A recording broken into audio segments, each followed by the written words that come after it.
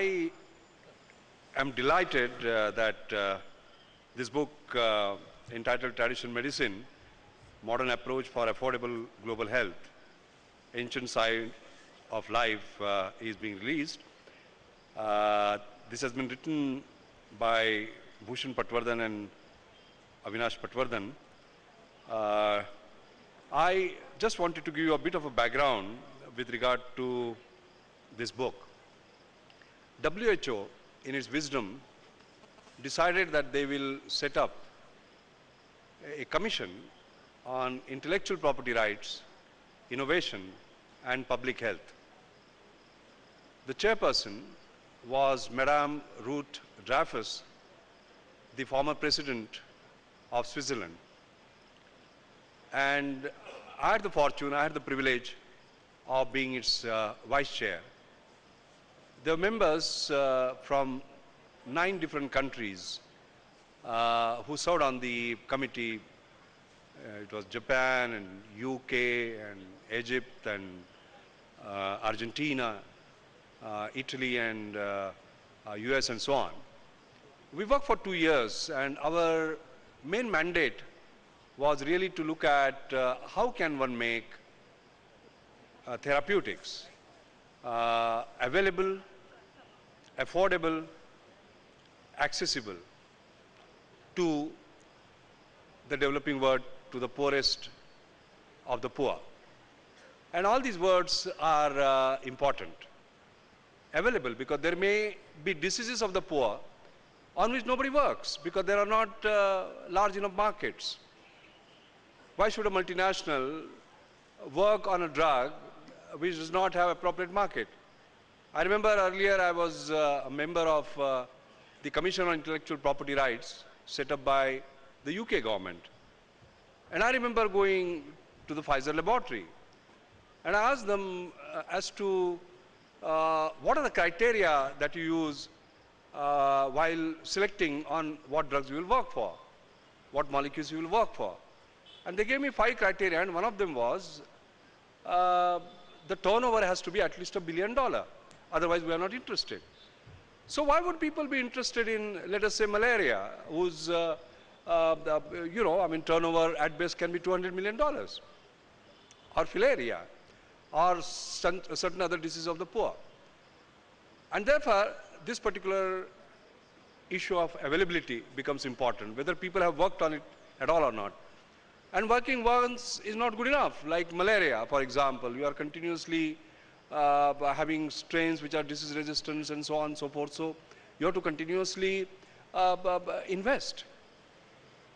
That is where things like medicines for malaria venture come up. I happen to be a member of the board of the directors of MMV, and I do know how difficult it is to gather funding from around the world. I mean, thanks to people like Bill Gates Foundation, Wellcome Trust, etc., we manage to get funds, but it is a tough challenge. So first issue is availability. The second is affordability. They must be affordable. Now this is a big issue, by the way, we discovered. I remember when the commission started its work, in the very first meeting we had presentations. And normally we wanted to hear everyone. And we went around the world, by the way, I must say. So we heard the NGOs, we heard the drugs and pharma companies. And I remember the very first presentation by the drugs and pharma companies.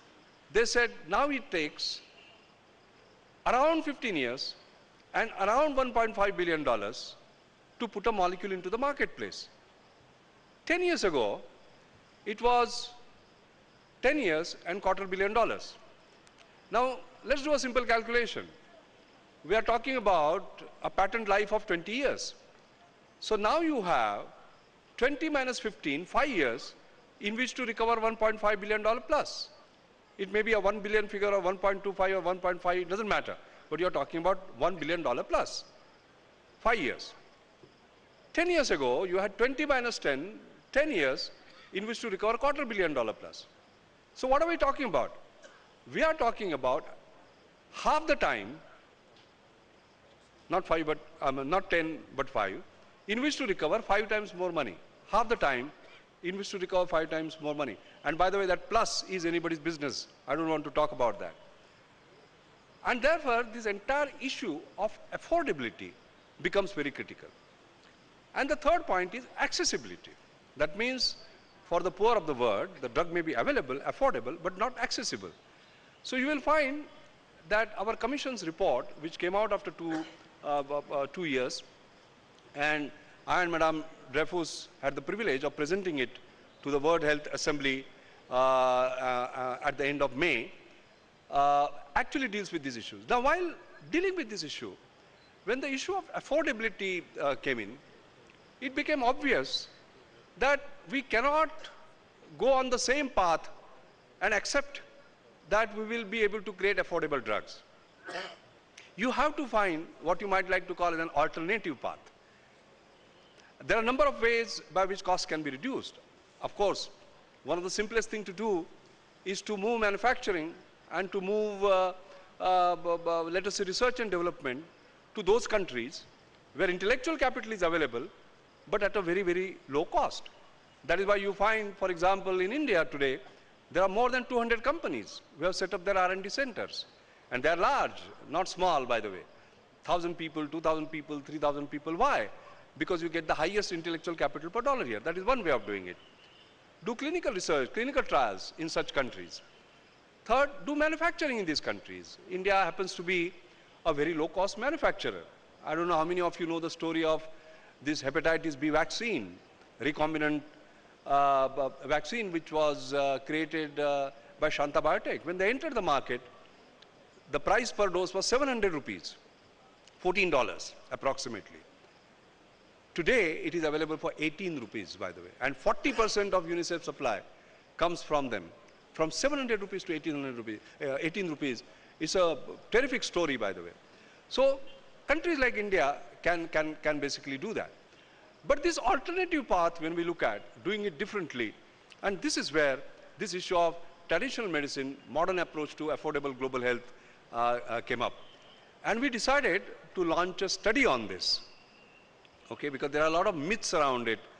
And many times you do find that multinational drug companies, they just don't endorse such an approach at all. There are several questions and so on.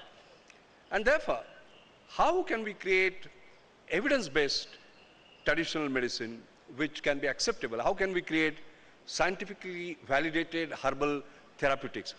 How do we create different ways of doing things? And that is when, I must say, after a lot of consideration, the Commission decided to entrust the responsibility of doing this work to Dr. Bhushan Patwardhan.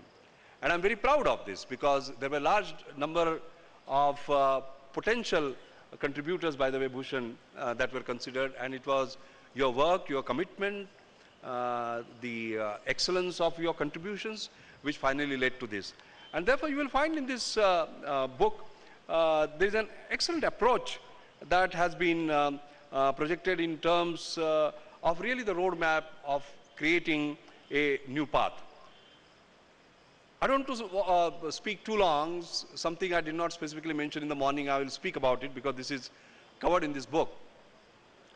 You know, innovation, and I'm very happy we are talking about innovation here. Innovation is all about not only doing different things, but doing them differently. Doing them differently. And in that, we do know pharmacology, but it was Dr. Vaidya who coined the term reverse pharmacology. And I have his wonderful paper here. And he gives a rationale to that reverse pharmacology. This is a different way of doing things. What Dr. Vaidya says is reverse pharmacology is a rediscovered paradigm with more emphasis on clinical research on natural products. In particular, reverse pharmacology takes the leads or observations of clinical drugs and herb experience and extends it to exploratory studies and then to relevant scientific experiments, both in vitro and in vivo. And he recognizes that there are three major knowledge domains of reverse pharmacology. One, experimental, robust documentation of biodynamic effects of drugs and herbs, drugs or herbs. Second, exploratory studies involving standardization of plants and natural products and early dose searching studies with relevant safety and activity endpoints. And third, experimental domain characterized by in vitro and in vivo models as well as safety pharmacology to study the targets hypothesized from the earlier studies, dose finding for safety and efficacy, and wide clinical studies on the natural drug with post-marketing surveillance. And it is this reverse pharmacology approach that is being adopted in India. When I mentioned about these projects that CSIR is undertaking, 19 laboratories, 21 universities, partnership with Ayurveda Vaidhyashala, or Nimitli is undertaking New Millennium Indian Technology Leadership Initiative, they all are following this alternative path, so as to say, to create affordable medicines. In the world, there are several examples where things have worked. One doesn't have to go into the detail because I'm sure this will be discussed around the table. It is amazing. I wonder if artemisinin was not there from Chinese, what would we have for malaria today? I mean, it's amazing the way those the sort of leads have come. In our own country, for example, there is a therapeutic on psoriasis, where phase 2 clinical trials are progress exactly following the same path. That means you don't discover a molecule, put it into mice and then into men, not molecule to mice into men. Men have already used it, put it into mice and then into men. So it is men to mice to men and not molecule to mice to men. Not 15 years, 5 years. Not $1 billion, $5 to $10 million.